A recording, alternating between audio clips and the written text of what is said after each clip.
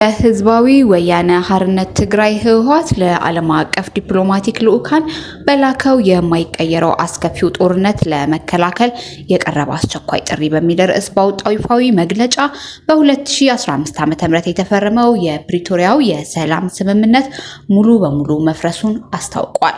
ግንባሩ በዚህ ይፋዊ ሰነዱ ላይ የኢትዮጵያ ፌዴራል መንግስት የስምምነት መሰረት ድንጋጌ በስልታዊ መንገድ በመጣስ ሰላሙን ለማክሸፍ ስምምነቱ ሙሉ በሙሉ ለመደምሰስ ቆርጦ መነሳቱን በጽኑ ከሷል። መግለጫው አሁን ላይ ያለው አገራዊ አቅጣጫ ከንግግርና ዲፕሎማሲ ይልቅ የአንድ ወገን ፖለቲካ ማስገደድና ወታደራዊ አማራጭ የበላይነት እየያዙበት የመጣ መሆኑን ጠቁሞ ይህ አካሄድ በፌዴራል መንግስትና በትግራይ ኃይል መካከል አዲስ የጦርነት ግጭት መቀስቀስ እድሉን እጅግ ከፍተኛና አይቀሬ አድርጎ ሲል አስገንዝቧል። በትግራይ ክልል ድንበሮች ዙሪያ የኢትዮጵያ መከላከያ ሰራዊት ከፍተኛ ወታደራዊ ዝግጅት መጠነ ሰፊ ክምችት እያደረገ መሆኑን የጠቀሰው የህወሓት መግለጫ ይህ ወታደራዊ እንቅስቃሴ በክልሉ ላይ አዲስና አደገኛ ይፋዊ ያልሆነ ከበባ ሰብአዊ ቀውስ መፍጠሩን ይገልጻል። በዚህ ምክንያት የነዳጅ እገዳ መጣሉን፣ የንግድ እቅዶችም እቃዎች ፍሰት መገደቡን፣ የዋጋ ግሽበት እጅግ ከፍተኛ ያረጀ ደረጃ ላይ መድረሱን፣ የክልሉ ምጣኔ ሀብት ሙሉ በሙሉ እንዲሸመድመድ ማድረጉ ግንባሩ አመልክቷል። ይህ ሁኔታ የሰብአዊ መብት ቀውሱን ይበልጥ ያባበሰው ሲሆን ተፈናቃዮች ወደ ምዕራብ ትግራይ መመለስ አለመቻላቸው፣ የዓለም አቀፍ ረድኤት ድርጅት ድጋፍ በከፍተኛ ሁኔታ መቀነሱ፣ አንዳንዶች አካባቢ ለቀው መውጣታቸው ቀውሱን ወደ ለየለት አደጋ አውርዶታል ሲል ወቅሷል። የጦርነት ስጋት በትግራይ ክልል ላይ ብቻ የተገደበ አለመሆኑን፣ በአገሪቱ በአሁኑ ወቅትም በከፊል ጦርነት ውስጥ እንደምትገኝ የሚያስረዳው ይህ መግለጫ የፌዴራል መንግስት በአማራና በኦሮሚያ ክልል ውስጥ የድሮን ጥቃት፣ የምድር ላይ ወታደራዊ ኦፕሬሽን በስፋት እያካሄደ እንደሚገኝና በዚህም የንጹሃን ዜጎች ህይወት በየቀኑ እየጠፋ መሆኑን ጠቁሟል። መላው የትግራይ ክልል እንዲሁም ሰፊ የኦሮሚያና የአማራ አካባቢ ከደህንነት ስጋት ከጦርነት ቀውስ ጋር በተያያዘ ሙሉ በሙሉ በተገለሉበት ህዝባቸው ባልተካተተበት ሁኔታ አገራዊ ምርጫዎችን ለማካሄድ መታቀዱ መንግስት እያካሄደ ያለው ስልታዊ የማግለልና ወታደራዊ ፖለቲካ የሚያሳይ ነው ብሏል። ህወሓት ዓለም አቀፍ ማህበረሰቡ ባስተላለፈው ጥብቅ ማስጠንቀቂያ ይህ አዲስ ሊቀሰቀስ ጫፍ የደረሰ ጦርነት በኢትዮጵያ ድንበር ውስጥ ብቻ ተወስኖ የሚቀር አለመሆኑን አስምሮበታል።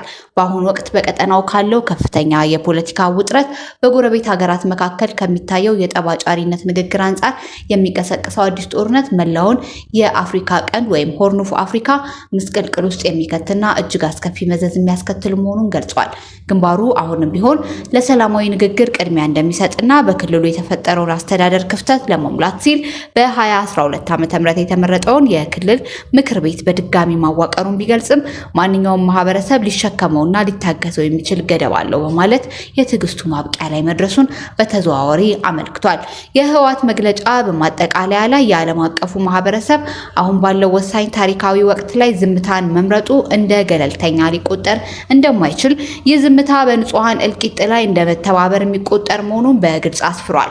ዓለም አቀፉ ማህበረሰብ አሁንኑ ጣልቃ ባለመግባት ኃላፊነቱን የማይወጣ ከሆነ ሀገሪቱ ወደ ሙሉ ዘመቻ ጦርነት መመለሷ እንደማይቀር ግንባሩ ያሳሰበ ሲሆን ጦርነቱ አሁንም ቢሆን ማስቀረት የሚቻለው ግን ዓለም አቀፍ ተቋማት፣ ዲፕሎማቶች በአስቸኳይ በጽናት በመርህ ላይ በተመሰረተ መልኩ ጣልቃ ገብተው ግፊታቸውን ሲያጠናክሩ ብቻ መሆኑን በመግለጽ ጥሪውን ደምድሟል። አብይ በሚሊዮን የሚቆጠሩ ደጋፊ እንዳላቸው ሁሉ ተቃዋሚም ያላቸው መሪ ናቸው ሲሉ አማካሪያቸው ተናገሩ።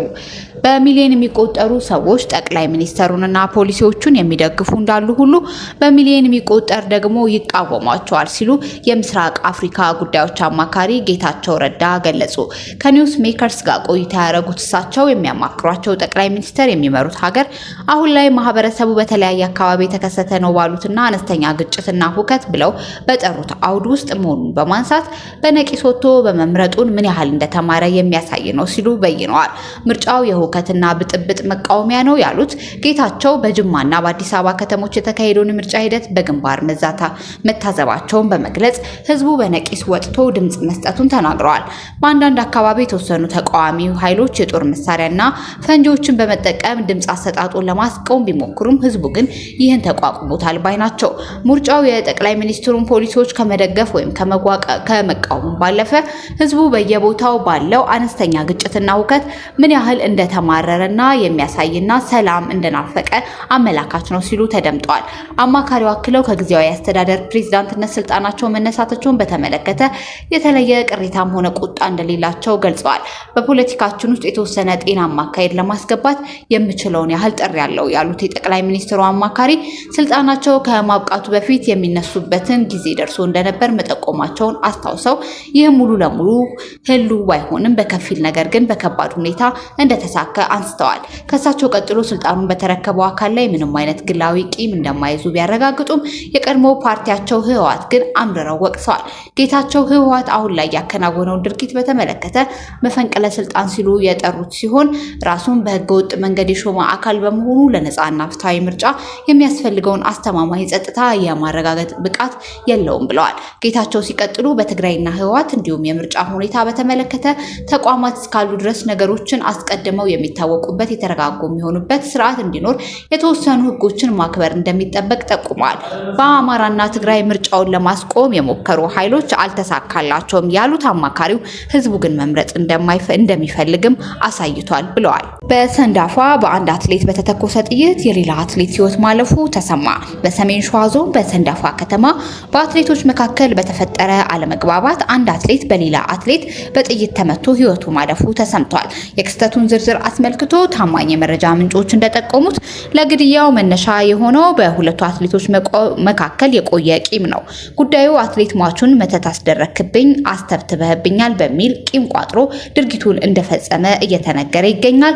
ተጠርጣሪው አትሌት ግድያውን ከፈጸመ በኋላ ከአካባቢው አምልጦ ለመሰወር ሲሞክር በስፍራው በነበሩ አርሶ አደሮችና በአካባቢው ማህበረሰብ ጥረት ሊያመልጥ አልቻለም። ከአርሶ አደሮቹ ጋር የተኩስ ልውውጥ ከተደረገ በኋላ ወደ ከተማ ሳይገባ ከነመሳሪያው እጅ ከፍንጅ ተይዞ በቁጥጥር ስር ውሏል። የገዳይም ሆነ የሟች አትሌት ማንነት በትክክል በህግ አካላት ተጣርቶ ይፋ እስኪደረግ ድረስ ለጊዜው ማንነታቸውን ከመግለጽ መቆጠብ የተመረጠ ሲሆን ጉዳዩን በተመለከተ ከሚመለከታቸው አካላት ተጨማሪ የተሟላ መረጃ በሂደት የምናቀርብ ይሆናል።